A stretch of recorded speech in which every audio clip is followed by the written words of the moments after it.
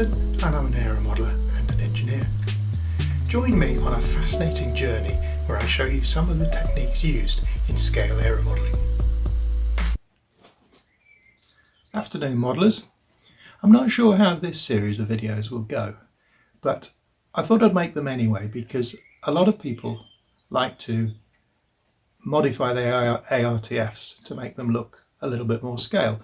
So what I'm going to do here in this set of videos is I'm going to take this ARTF Seagull Chipmunk at I think something like 81-inch span, and I'm going to change it from its spinach and custard colour, which is quite awful to be honest, and I'm going to change it to a silver with the yellow training stripes.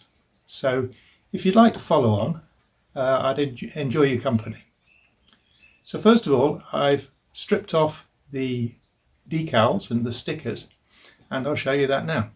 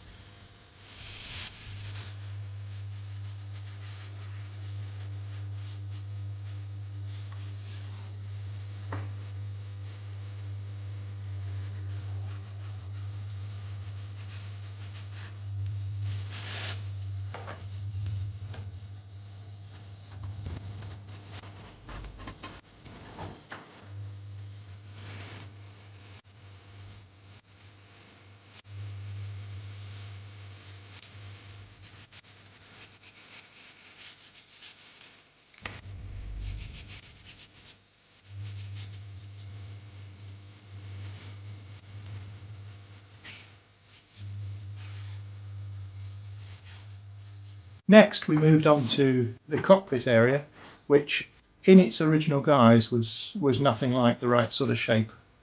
I'm also going to be making the blown side panels for the rear, which are not on the ARTF. And here is now from another one of these Seagull ARTFs. It's also available in Canadian yellow, or this Spinach and Custard. But as you can see, the rear panels, the rear panels are not bubbled or bowed out, and they should be. So I'll be making those sections, and we'll see how to do that. So this set of videos is not strictly speaking scale, but it is taking an ARTF and trying to make it a little bit more scale. Anyway, see how we get on.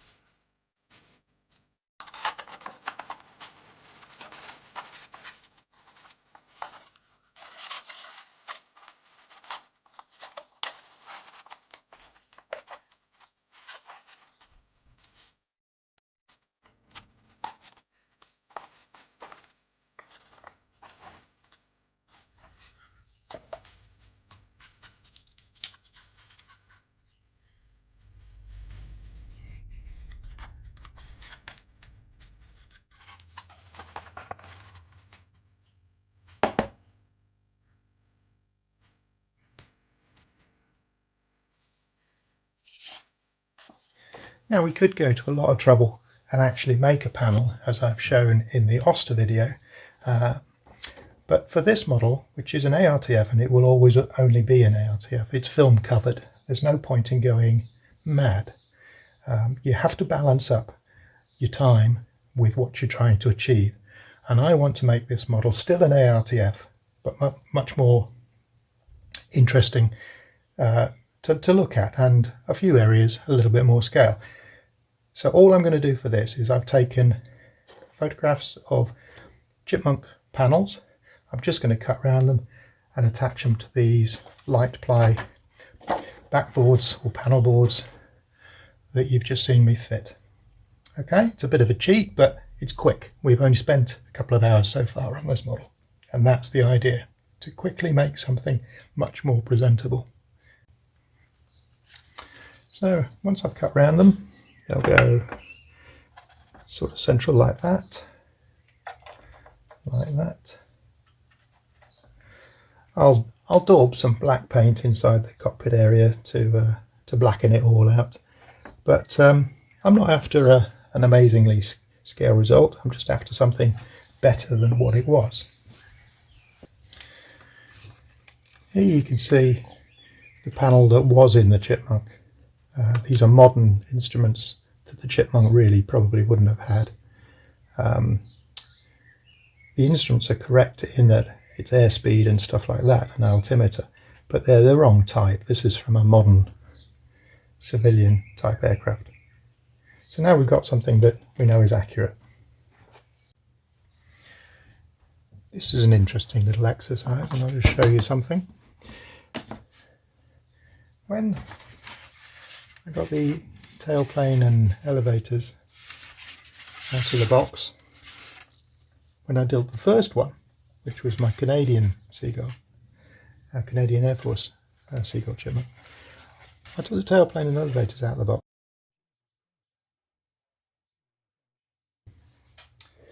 And there you can see the tailplane and elevators weighs 188 grams, and it feels heavy. So I made another one. I just drew around the outline and then made up shapes and everything. Needs a bit of a clean. 189 the other one was. Coincidentally, 89. So I saved myself 100 grams. And as you know, with the de Havilland aircraft, the furthest most point is usually the tailplane. So I've saved myself 100 grams right at the very tail of the model. And compared to my friend's yellow Canadian Air Force Chipmunk, his was a pound heavier because of where he had to add nose weight. So it's worth thinking when you're doing an ARTF, is there any way I can make this lighter? And as you can see, the tailplane is a structure. It's dusty as heck, sorry. The tailplane, or the elevator, is a structure, so it's much lighter.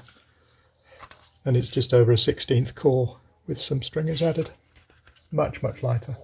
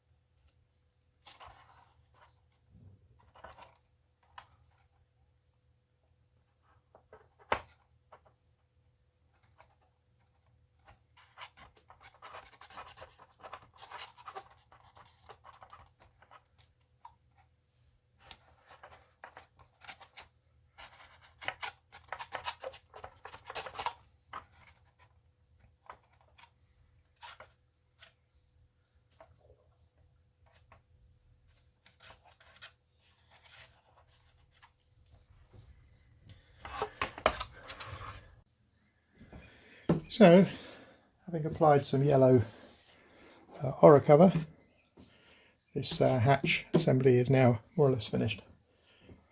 So there's not a huge amount of difference from the original. These lines are deeper, the curve's gone, but the most important thing is the dashboards are now vertical, because they were at a horrible raked angle and came right back to here. So now they're vertical, which is much better. The whole thing is going to be sprayed silver. Silver covers really well. I've done a quick test piece here, and this was on the fin.